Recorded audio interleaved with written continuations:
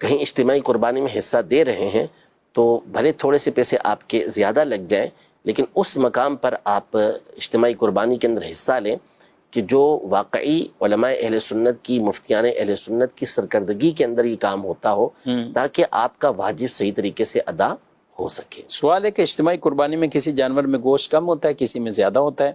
سارے جانور ایک ساتھ ہی ذبح کر کے سب کو برابر کر کے 20-20 کلو گوشت دے سکتے ہیں؟ لا حول ولا قوت الا باللہ، یہ تو سخت ناجائز ہے، حرام ہے۔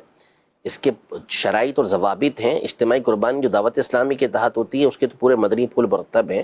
اس میں باقاعدہ، بلکہ متعین کرنا تو ویسے شرعی طور پہ ضروری ہے کہ جس جانور کو آپ ذبح کر رہے ہیں اس میں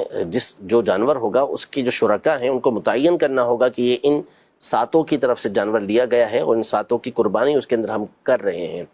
یہ تھوڑی ہو سکتا ہے کہ جس جانور کو جس کے چند حصے میں چاہیں آپ قربانی کر دیں بغیر تعین کے، اور پھر اس کے بعد گوشت بھی آپس میں ملا دیں، یہ بالکل بھی جائز نہیں ہے۔ جن ساتوں کا حصہ تھا اس جانور کے اندر،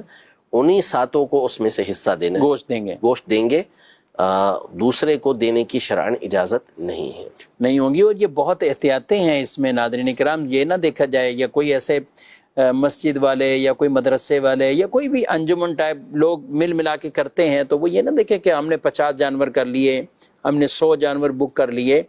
آپ 5 کر لیجئے، طریقے سے کر لیجئے، یا 10 کر لیں آپ، یعنی یہ کوئی اس میں ایوارڈ تو نہیں حاصل کرنا کہ ہم نے کتنے جانور کیے اور کتنی بچت کی اور کتنا کیا کیا، ایسا نہیں ہے، بلکہ یہ وکیل ہوتے ہیں لوگوں کی طرف سے ان کے پیسوں کے، تاکہ درست جانور خریدیں اور وہ ان کی طرف سے یہ قربان کر دیں۔ اور جو کچھ گوشت اور یہ سب سیری پائے جو کچھ ہے، یہ سب انہی کی ملکیت ہوتا ہے، ان حصے داروں کو یہ دینا ہوتا ہے، نہ کہ یہ کہ انہیں گوشت دے دیا تو پائے رکھ لیے، انہیں جو ہے وہ مغز نہیں دیا، انہیں کلیجی نہیں دی، انہیں یہ نہیں، ان کو تو گوشت سے غرض ہے، وہ گوشت لے گئے، بقیہ یہ ہم نے پکا کے کھا لینا ہے یا وہ کہے کہ کمیٹی کھا لے گی۔ ایسا نہیں ہے، یہ غلط طریقے ہیں اور اس میں ناجائز کام ہے۔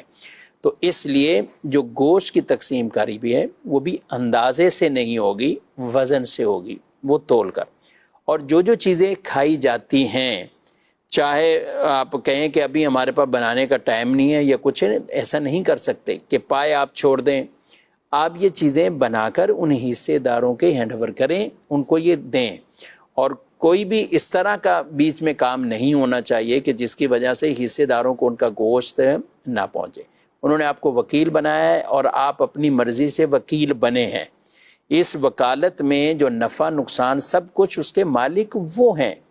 آپ کے ذمے جو کام آپ نے خود ہی لیا ہے تو اس کے دیانتداری کے ساتھ آپ کو وہ وکالت پوری کرنی ہے، اور وہ جانور خرید کر شرائط کے مطابق اس جانور کو آپ نے ذبح کرنا ہے۔ تو اس لیے نہ تو حصے داروں کی یہ ڈیمانڈ ہونی چاہیے کہ بھی کم از کم حصہ رکھیں، جتنے کا ملے گا وہ آپ کا متعین جانور ہوگا۔ اور عام طور پہ جو حصہ مقرر کر دیا جاتا ہے ٹھیک ہے، لیکن اس کے باوجود بھی کوئی جانور اگر مہنگا ملتا ہے